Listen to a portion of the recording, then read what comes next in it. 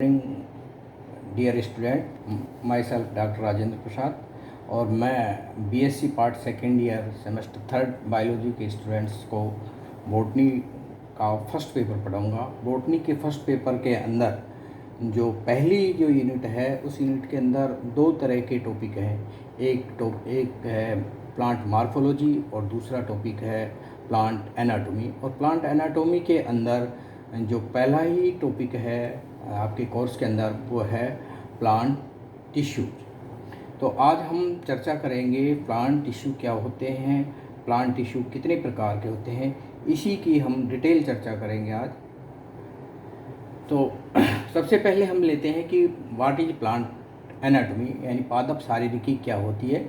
Plant anatomy is the branch of botany which deal with the study of internal structure and organisation of plant, अर्थात पादपों की आंतरिक संरचना एवं उनके संगठन का जो अध्ययन वनस्पति विज्ञान की जिस शाखा के अंदर किया जाता है उस शाखा का नाम है प्लांट एनाटॉमी और हिंदी में इसको कहते हैं पादप शारीरिकी। इस पादप शारीरिकी का जो दूसरा नाम है वो इस इंटरनल मॉर्फोलॉजी यानी आंतरिक शारीरिकी भी इसको कहा जाता है। इस प्लांट एनाटॉमी के कई बार एग्जाम में पूछा जाता है पितामह कौन है, तो नीहामेन एन ग्रू जो साइंटिस्ट हैं उनको प्लांट एनाटॉमी का पितामह कहा जाता है। और प्लांट एनाटॉमी की जो सबसे बढ़िया किताब जो चलन में है वो मैडम कैथरीन इसाऊ की एक किताब है जिसका नाम है the anatomy of plant seed plants. जिन बच्चों का प्लांट एनाटॉमी में ज़्यादा इंटरेस्ट है या जो ज़्यादा अध्ययन करना चाहते हैं वो लाइब्रेरी के अंदर कम से कम इस किताब का ज़रूर अध्ययन करें, इसकी डिटेल स्टडी करें, ये आपको बहुत मदद करेगी बुक। तो इस किताब का भी आप ध्यान रखें। नेक्स्ट जो आपके कोर्स के अंदर जो टॉपिक है वो है टिश्यू यानी उत्तक। हिंदी में टिश्यू को क्या कहा जाता है? उत्तक। उत्तक क्या होते हैं? सबसे पहले हम बात करते हैं कि उत्तक किसे कहते हैं। A group of cells having a common origin and usually perform a common function is called tissue। अर्थात हिंदी में इसको कहेंगे कि उत्तक वह पादप कोशिकाओं का वह समूह है, यानी बहुत सारी पादप कोशिकाओं का मिलकर एक समूह बनाती हैं और उस समूह की सभी कोशिकाओं की उत्पत्ति यानी उनका ओरिजिन कॉमन होना चाहिए, एक होना चाहिए। और ये सारी कोशिकाएं किसी एक ओरिजिन अगर बात करें तो ओरिजिन कॉमन होना चाहिए और ये सभी की सभी कोशिकाएं एक कॉमन फंक्शन करती हों, एक सारी मिलकर एक कॉमन फंक्शन करती हैं पादप के अंदर, तो उस समूह की कोशिकाओं को कहा जाता है टिश्यू। हालांकि इस टिश्यू के अंदर जो जितनी भी कोशिकाएं हैं वो सभी कोशिकाएं समान हो सकती हैं या असमान हो सकती हैं। ये ज़रूरी नहीं है कि सारी कोशिकाएं सेम साइज में एक जैसी हों, वो समान भी हो सकती हैं और असमान भी हो सकती हैं। टिश्यू शब्द जो सबसे पहले जो दिया गया था वो फादर ऑफ एनाटॉमी यानी एन ग्रू द्वारा ही दिया गया था। तो ये भी याद रखिए कि टिश्यू शब्द जो पादपों के अंदर दिया गया था वो एन ग्रू द्वारा दिया गया था। अब हम बात करेंगे कि पादपों के अंदर, पादपों की शारीरिकी के अंदर ये जो टिश्यू होते हैं ये कितने प्रकार के होते हैं या इनका क्लासिफिकेशन क्या है। दोनों तरह से कई बार सवाल आता है कि पादपों के अंदर टिश्यू कितने प्रकार के होते हैं, और कई बार तो सवाल हर टिश्यू पर अलग अलग आता है। तो हम सबसे पहले पादप के अंदर पाए जाने वाले विभिन्न प्रकार के जो टिश्यू हैं उनकी टाइप्स की चर्चा करेंगे। उसके बाद प्रत्येक प्रकार के टिश्यू का अलग अलग डिटेल स्टडी करेंगे। तो सबसे पहले हम कौन कौन पादपों के अंदर कौन कौन से प्रकार के टिश्यू पाए जाते हैं, तो एक फ्लो चार्ट्स के द्वारा हम समझ सकते हैं कि पादपों के अंदर कितने प्रकार के टिश्यू पाए जाते हैं। अलग अलग टिश्यूज की हम बाद में चर्चा करेंगे, डिटेल स्टडी करेंगे। लेकिन पादपों के अंदर जो नेगेली द्वारा जो बताया गया है क्लासिफिकेशन, उसके अनुसार पादपों के अंदर 3 तरह के टिश्यू होते हैं। पहला है मेरिस्टेमेटिक टिश्यू यानी हिंदी में बोलेंगे विभज्योत के उत्तक। दूसरा है परमानेंट टिश्यू हिंदी में कहेंगे स्थायी ऊतक, और तीसरा है सिक्रेटरी टिश्यू, या इसका दूसरा नाम है स्पेशल टिश्यू भी बोलते हैं, और या हिंदी में इसको कहेंगे स्रावी ऊतक। मेरिस्टेमेटिक टिश्यू की अगर आप बात करें तो मेरिस्टेमेटिक टिश्यू वो टिश्यू होता है जिसकी कोशिकाएं जीवित होती हैं, पतली भित्ति होती हैं, और इम्पोर्टेंट बात यह है कि इस ऊतक की कोशिकाएं हमेशा विभाजन की अवस्था, यानी इनके अंदर विभाजन की क्षमता होती है। स्थायी ऊतक परमानेंट टिश्यू की अगर आप बात करें तो परमानेंट टिश्यू ऐसा ऊतक है पादपों के अंदर जिसकी कोशिकाएं जीवित हो सकती हैं, मृत हो सकती हैं, पतली भित्ति वाली हो सकती हैं, मोटी भित्ति वाली भी हो सकती हैं, लेकिन सबसे जो इम्पोर्टेंट बात है यह है कि इस ऊतक की कोशिकाएं विभाजन नहीं करती हैं, अर्थात इस ऊतक की कोशिकाओं में विभाजन की क्षमता समाप्त हो गई है। उस ऊतक को कहा जाता है स्थायी ऊतक। और स्थायी ऊतक भी दो तरह का होता है, पहला है सिंपल टिश्यू यानी सरल ऊतक, दूसरा है कॉम्प्लेक्स टिश्यू यानी हिंदी में बोलेंगे जटिल ऊतक। सिंपल टिश्यू क्या होगा? सरल ऊतक, ऐसा स्थायी ऊतक जिसको बनाने वाली सभी कोशिकाएं एक जैसी हो, यानी एक जैसी कोशिकाओं से बना हुआ टिश्यू होगा तो उसे हम कहेंगे सरल ऊतक। और कॉम्प्लेक्स टिश्यू या किसी पादपों के अंदर किसी एक कार्य को करने के लिए बहुत सारी प्रकार की यानी अलग अलग प्रकार की कोशिकाएं मिलकर एक ऊतक बनाती हैं, उस ऊतक को हम कहेंगे कॉम्प्लेक्स टिश्यू या जटिल ऊतक।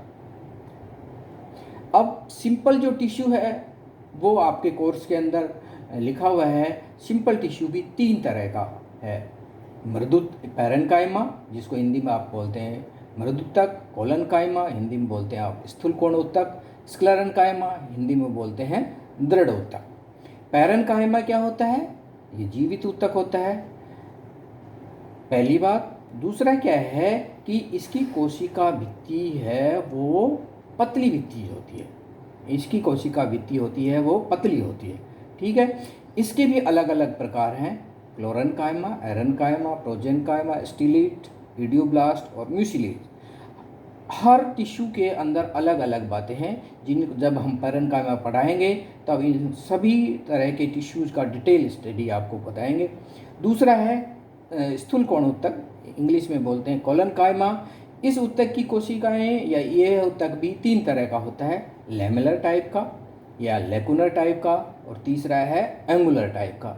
इसी तरह से स्थूलकोण ऊतक के बाद में है दृढ़ ऊतक या स्क्लेरेन्काइमा। स्क्लेरेन्काइमा जो टिश्यू है यह भी दो तरह का होता है, पहला है इसके अंदर फाइबर्स, यानी इस ऊतक की खास बात क्या है कि इस ऊतक की जो कोशिका भित्तियाँ होती हैं वो मोटी भित्ति वाली होती हैं और उनके ऊपर लिग्निन का डिपोजिशन होता है। कोलनकाइमा के अंदर हम बात करें तो कोशिका भित्ति मोटी होती है लेकिन जो डिपोजिशन होता है पैक्टिन का होता है। ये दोनों में अंतर है, दोनों में मोटी भित्ति होती है लेकिन एक में डिपोजिशन पैक्टिन का होता है और दूसरे में लिग्निन का होता है। और स्क्लेरेन्काइमा में तो लिग्निन का इतना ज़्यादा डिपोजिशन हो जाता है धीरे धीरे करके कि पूरा का पूरा साइटोप्लाज्म खत्म हो जाता है और अंत में कोशिका डेड हो जाती है, मृत हो जाती है।